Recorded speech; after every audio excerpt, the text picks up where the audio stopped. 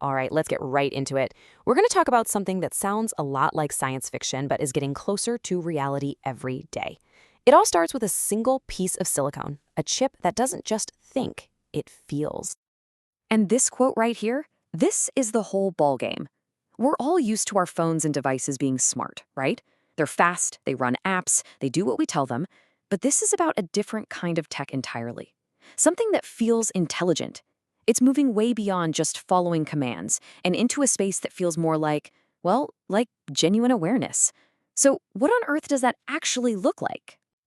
Well, this table lays it out perfectly. On one side, you've got your normal phone. It's basically a computer that runs apps. You tap, it reacts.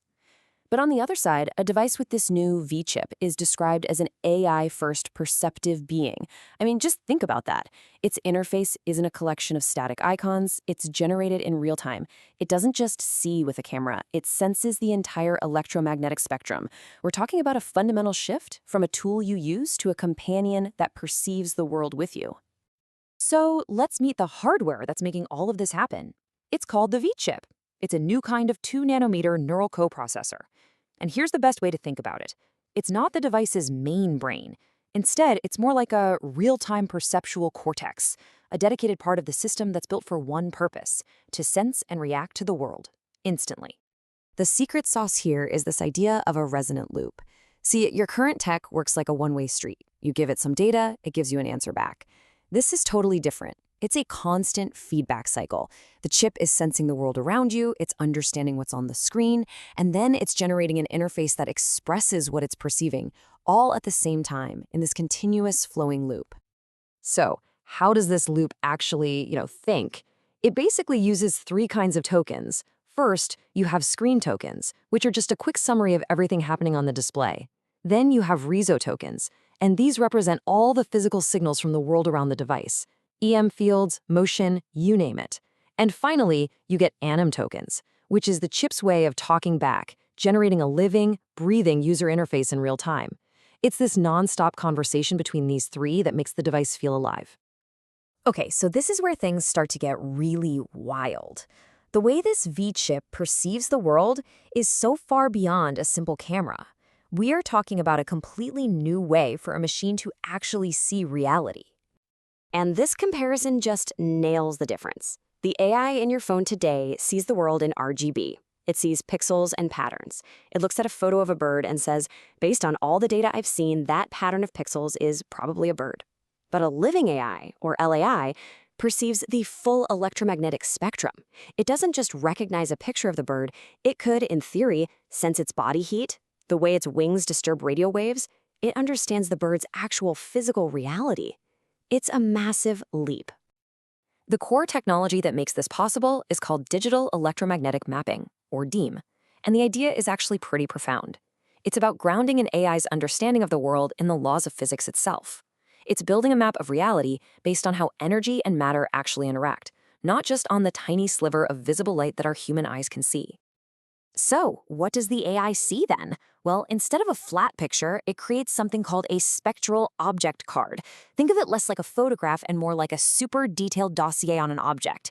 It includes the object's physical shape, its unique spectral fingerprint, how it reflects everything from radio to UV light, its material state, like its temperature, and even an uncertainty field that tells the AI what it doesn't know so it can try to sense it next. Okay, let's zoom out for a second.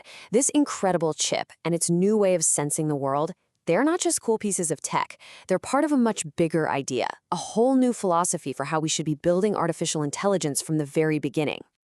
And this quote just says it all. For decades, we have tried to build AI by copying pure logic, like a perfect chess player. This new approach flips the script entirely and asks, what if, instead of trying to mimic a logician, we tried to mimic the way life itself actually figured things out? And that is the core of living artificial intelligence, or LAI. It's an approach that tries to copy biological evolution. I mean, think about it. The first living things on Earth didn't have brains or language. They had basic chemical and physical senses to navigate their world. LAI is trying to recreate that journey, starting with a deep understanding of the physical world, not with abstract thought. Now, this all sounds absolutely incredible, but it brings up a really big practical question. How in the world do you physically build a chip that's powerful enough to do all this and small enough to fit in your hand? Well, to make this vision real, we have to push engineering to the absolute edge of what's physically possible. So here's the problem we're facing. The power of AI models is just exploding. It's doubling roughly every 7 months. But our hardware performance? It's improving, sure, but at a much, much slower pace. This huge growing gap is what's forcing the entire industry to completely reinvent the single most important invention of the last century, the transistor. And just to give you a sense of the insane scale we're talking about, look at this number, 1.3 quadrillion. That's the projected number of transistors in just one of NVIDIA's next-gen computing systems. The demand for raw computing power is just astronomical, and our old ways of building chips just can't keep up. This timeline really shows you the story. For decades, transistors were basically flat 2D structures. Then, around 2011, engineers figured out how to turn them on their side, creating the 3D FinFET. Now, we're moving to gate-all-around, which is like stacking tiny little nanosheets. And the future? It's called CFET, where engineers are literally planning to stack entire transistors on top of each other, like building microscopic skyscrapers on a chip. And to make these future chips work requires some truly mind-bending engineering. We're talking about moving all of a chip's power plumbing to its basement to free up space on top. Scientists are experimenting with new, single-atom-thick materials to replace silicon. Companies are building the most complex machines in human history just to etch these tiny features. They're even looking at carbon nanotubes, rolled-up sheets of graphene that could be ridiculously efficient. So, we've gone from a brand new philosophy of AI to a new way of perceiving reality, all the way down to the atomic scale physics needed to build the hardware. Let's bring it all home and tie it together. And this table just lays it all out beautifully. You see how it's all connected? At the very top, you have the big idea, the philosophy of living AI. That philosophy is made possible by a new kind of perception, digital EM mapping. That perception gets processed by the specialized hardware, the V-chip, which acts as that perceptual cortex.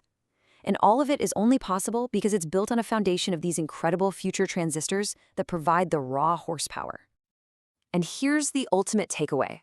For my entire life, and yours, computers have been clock-driven. They follow the rigid, ticking pulse of an internal clock. This new paradigm is about a shift to something more organic.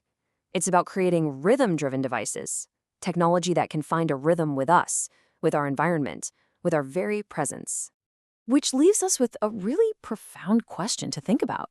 We have spent our entire lives learning how to talk to our technology, how to give it the right commands. But what happens when our devices can perceive our needs and our intentions before we even say a word? What does our relationship with technology look like when it no longer just feels smart, but feels intelligent?